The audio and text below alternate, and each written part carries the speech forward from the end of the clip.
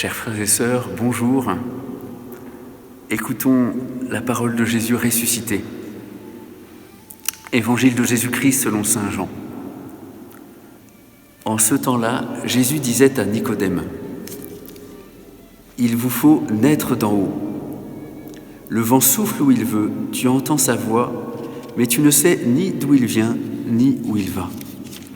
Il en est ainsi pour qui est né du souffle de l'Esprit. » Nicodème reprit : « Comment cela peut-il se faire ?» Jésus lui répondit : « Tu es un maître qui enseigne Israël et tu ne connais pas ces choses-là ? Amen, amen, je te le dis. Nous parlons de ce que nous savons, nous témoignons de ce que nous avons vu, et vous ne recevez pas notre témoignage. Si vous ne croyez pas lorsque je vous parle des choses de la terre, comment croirez-vous quand je vous parlerai des choses du ciel ? Car nul n'est monté au ciel, sinon celui qui est descendu du ciel, le Fils de l'homme. De même que le serpent de bronze fut élevé par Moïse dans le désert, ainsi faut-il que le Fils de l'homme soit élevé, afin qu'en lui tout homme qui croit ait la vie éternelle. »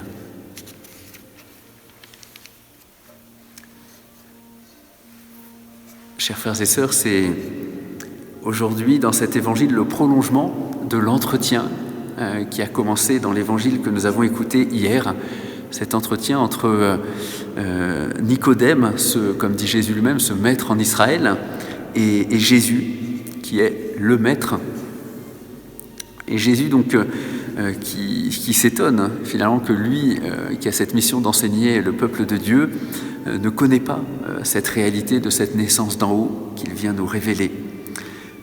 Et pour nous, il est donc important de pouvoir découvrir cette naissance d'en haut. Il y a la naissance de la chair, la naissance physique,